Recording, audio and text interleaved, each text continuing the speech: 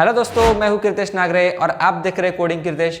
दोस्तों, पिछले वीडियो में हमने लॉजिकल ऑपरेटर को ट्रुथ टेबल के साथ क्रॉस वेरीफाई करके देखा और इस वीडियो में हम देखने वाले हैं असाइनमेंट ऑपरेटर के बारे में। तो generally assignment operator equal to operator के बारे में हमेशा यूट्यूब पे देखते हैं, क्योंकि ये इक्वल टू ऑपरेटर ही हमारा असाइनमेंट ऑपरेटर होता है। लेकिन मैं आपको उसके साथ साथ और कुछ 5 ऑपरेटर्स भी इंट्रोड्यूस कराने वाला हूँ, जो आपको शायद ही यूट्यूब पे किसी ने इंट्रोड्यूस कराए होंगे और मेनली हम इन ऑपरेटर्स का यूज़ भी करते हैं। तो आइए स्टेप बाय स्टेप एक एक ऑपरेटर को देख लेते हैं। तो हमारे पास पहला वाला जो ऑपरेटर है equal to operator.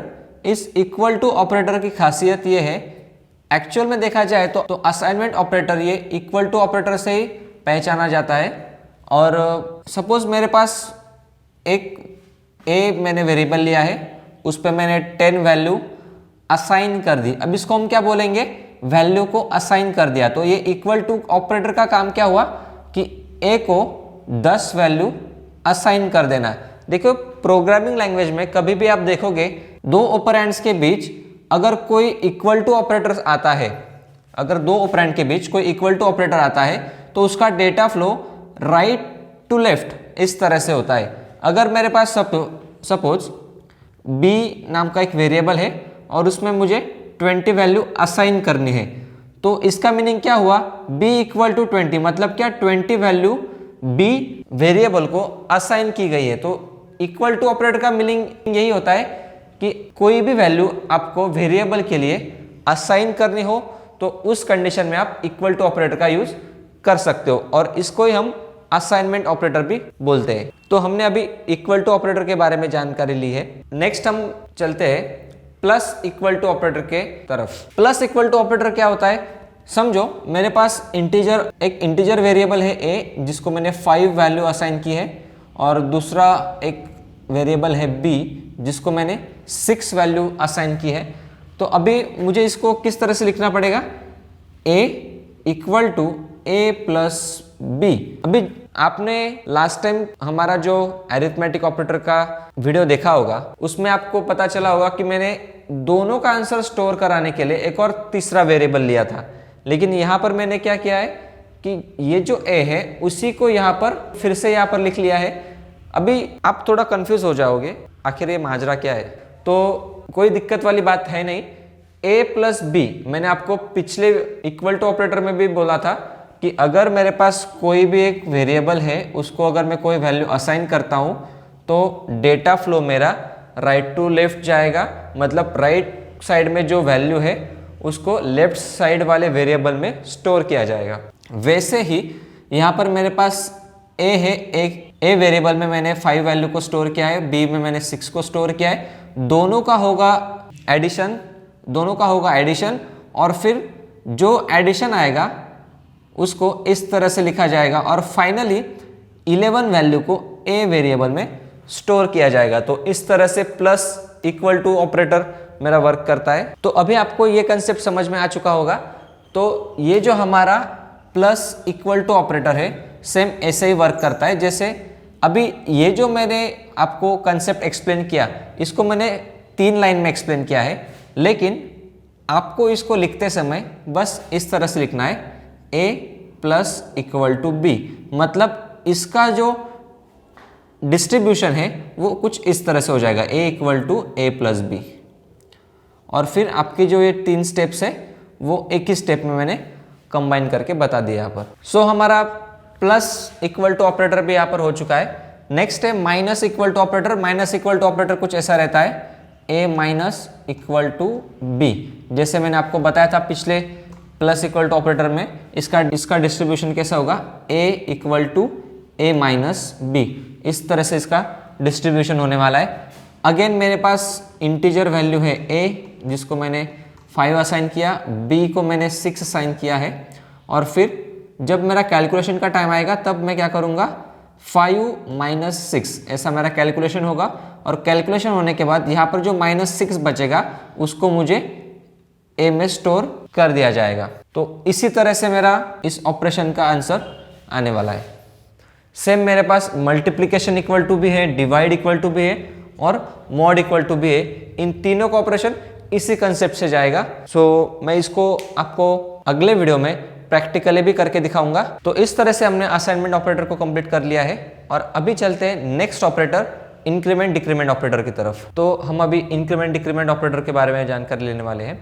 Increment decrement operator में हमारे पास दो टाइप के ऑपरेटर्स होते हैं, जैसे प्री इंक्रीमेंट और पोस्ट इंक्रीमेंट, और डिक्रीमेंट में हमारे पास प्री डिक्रीमेंट और पोस्ट डिक्रीमेंट, ऐसे दो टाइप के इंक्रीमेंट और डिक्रीमेंट के ऑपरेटर्स होते हैं। तो अभी इनको एग्जाम्पल के थ्रू समझ लेते हैं एक बार। मेरे पास इंटीजर वैल्यू है, एक इंटीजर वेरिएबल मैंने लिया है a, उसको 5 वैल्यू असाइन कर दिए।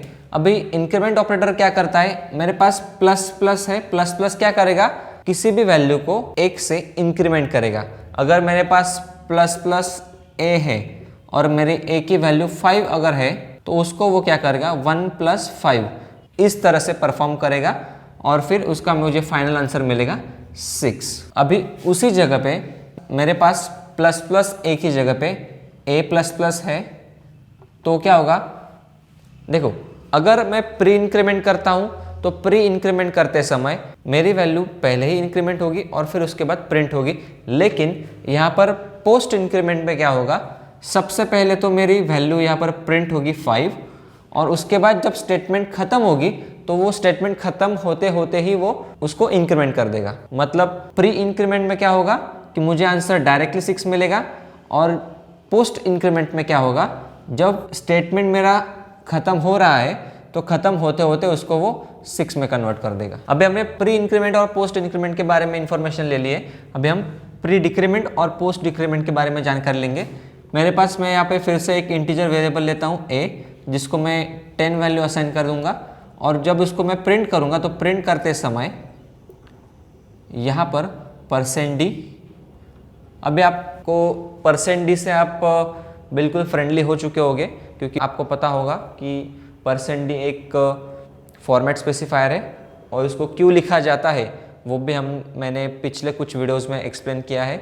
अगर आपने पिछला मेरा जो इनपुट आउटपुट का जो वीडियो है वो अगर देखा नहीं होगा तो आप जाके देख सकते हो, मैंने ऊपर आई बटन पे उसका लिंक दे दिया है, आप जाके चेक कर सकते हो। तो यहाँ पर आते हैं फिर से प्री डिक्रीमेंट ऑपरेटर की तरफ मूव करते हैं। तो यहाँ पर मैं जैसे आपने देखा था कि प्री इंक्रीमेंट में वैल्यू को 1 से इंक्रीमेंट कर दिया गया था, यहाँ पर वैल्यू को 1 से डिक्रीमेंट कर दिया जाएगा। जब आप उसको प्रिंट करोगे तो प्रिंट करते समय पहले वैल्यू डिक्रीमेंट होगी, मतलब 1 से वैल्यू माइनस होगी। जैसे कि अगर मेरे पास 10 है तो 10 को -1 किया जाएगा और उसका मेरा फाइनल आंसर आएगा फिर 9, इस तरह से। और जब पोस्ट डिक्रीमेंट की बारी आएगी तो पोस्ट डिक्रीमेंट के टाइम पहले स्टेटमेंट को प्रिंट कर दिया जाएगा, मतलब पहले स्टेटमेंट 10 प्रिंट होगा, लेकिन जब स्टेटमेंट मेरा खत्म हो रहा है तो खत्म होते होते उसको डिक्रीमेंट भी कर दिया जाएगा। तो जब प्रिंट होके आएगा तो प्रिंट होके वो एज अ 10 प्रिंट होगी और जब मेरा स्टेटमेंट खत्म होगा तो स्टेटमेंट खत्म होते टाइम वो माई वैल्यू डिक्रीमेंट हो जाएगी। लेकिन अगर मैं फिर से एक बार printf लिखूंगा तो उस टाइम पे मेरे printf में जब वैल्यू प्रिंट करूंगा उस समय वैल्यू 10 की जगह पे 9 प्रिंट होगी, क्योंकि वो वैल्यू जब स्टेटमेंट एंड हो रहा है उस समय डिक्रीमेंट हो गई थी। तो इस तरह से इंक्रीमेंट और डिक्रीमेंट ऑपरेटर भी हमने देख लिया है। नेक्स्ट वीडियो में हम यूनरी, बाइनरी और टर्नरी ऑपरेटर को कैटेगराइज करके दिखाएंगे आपको। तो यहाँ पर हमने इंक्रीमेंट, डिक्रीमेंट और असाइनमेंट ऑपरेटर दोनों को अच्छे से स्टडी कर लिया है। नेक्स्ट वीडियो में हम यूनरी, बाइनरी और टर्नरी ऑपरेटर्स क्या होते हैं उसके बारे में जानकारी लेंगे और ये जो ऑपरेटर्स हमने आज तक पढ़े हैं उन सब को इन 3 कैटेगरीज में डिवाइड करेंगे। स्पेशली टर्नरी ऑपरेटर के बारे में आपको मैं इन्फॉर्मेशन दूंगा अगले वीडियो में, और तब तक के लिए आप सारे ऑपरेटर्स स्टडी कर लीजिए। और स्टडी करने के बाद अगर आपको कुछ ऑपरेटर्स में दिक्कत है तो आप मुझे इंस्टाग्राम पे DM भी कर सकते हो। मैंने इंस्टाग्राम की जो लिंक है वो डिस्क्रिप्शन बॉक्स में डाल दी है, और आपको कमेंट भी आप कर सकते हो अगर आपको कुछ दिक्कत है तो। मैं पूरी कोशिश करूँगा आपको इंस्टाग्राम पे वीडियो प्रोवाइड कराने की अगर आपको कुछ दिक्कतें हैं तो। फिर मिलते हैं अगले वीडियो में, बाय।